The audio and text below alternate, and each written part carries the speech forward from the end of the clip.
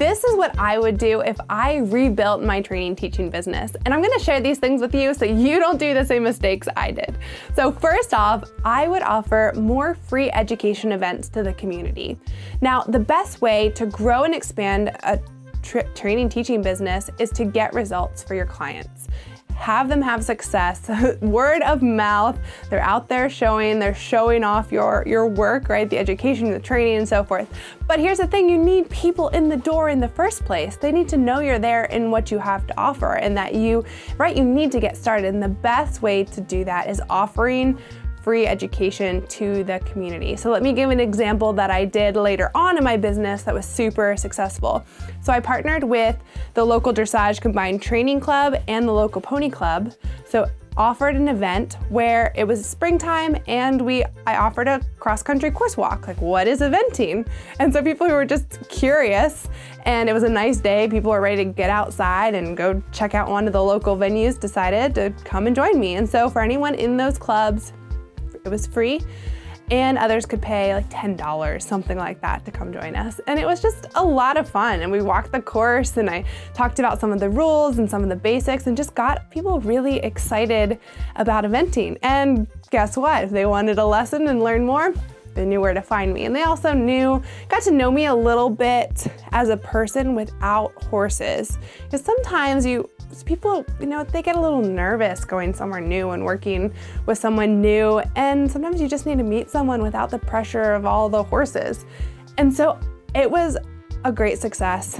One, because those clubs, the local combined training and Dressage Club and Pony Club, helped promote for me because my audience in that area, that community, was pretty small at that point. And so having them promote it was definitely helpful. And then I did promotion as well, flyers, and I think I even did Craigslist. Facebook, of course, was big. And so that was super helpful. So I would do a lot more of that early on and not be afraid to collaborate with and partner with local organizations, because they have that local audience where you need to expand that reach. 2, raise my rates sooner. When I started out, I had my rates pretty low, like pretty well below average, which was fine. It got people in the door. I gave them a great service. They got a lot of success, but I soon started realizing I was running pretty ragged and realized that I was offering services that were comparable or even better to most people in the area. And so I did start to raise my rates. And what I found out is that I did outprice some people. Those people ended up leaving or going with another trainer. That's fine, like I understand.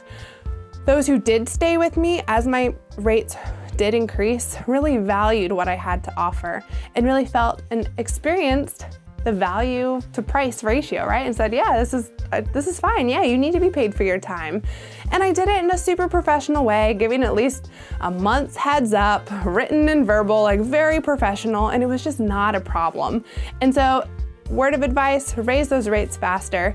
If there's now my rates are at the very high end of the community, and hey, here's the thing, people sometimes get scared, pros get scared, but then I'm gonna have a gap, I'm gonna have an empty stall or two, or I'm gonna have a gap in my lesson schedule. Great! I mean, yes, it is scary sometimes from a cash flow standpoint, but here's the thing, you need to invest in your business. You need to have that time to zoom out and think about strategy, to make new connections, to reflect on your business and just take a break.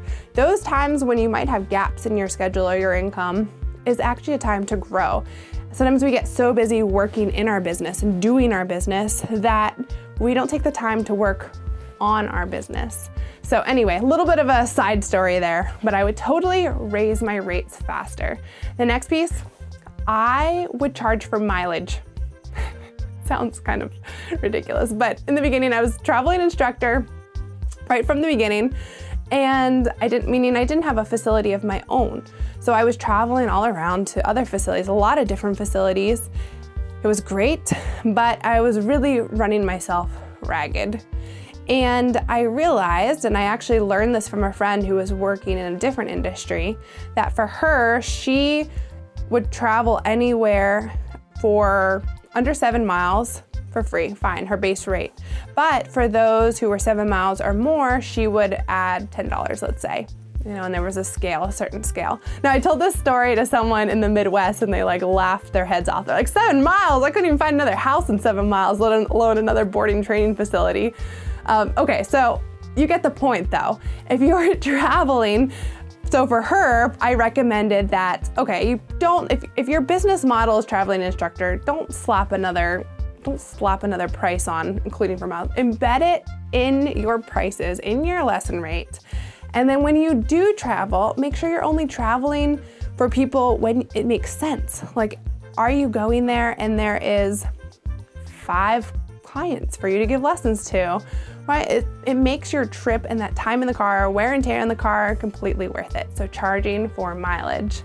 The final thing I would do if I had to rebuild my training teaching business is offer a digital product.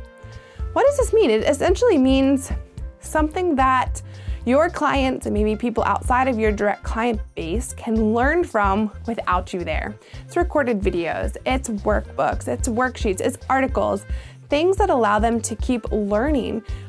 So for my clients that were there, that are there for lessons, I only get to see them once a week, some twice a week, right? And they would love to have more, but how many times can they actually trailer their horse or get out there or whatever it is? But they would love to learn more of the knowledge and experiences I have. So if I turn that into a digital product, it's there, accessible to them and others who might not be in the area. And it's just another revenue source, fairly hands-off, although digital products, need promotion in themselves. People don't just run into them and send you money. But that in itself is another opportunity for a revenue stream. So with that's what I would do differently if I rebuilt my training teaching business. So I'm Dr. Emily Irvin Cordera, the founder of the Rising Equestrian Pro, which is all about helping you find success as a future or current professional. So I will talk to you later. See ya.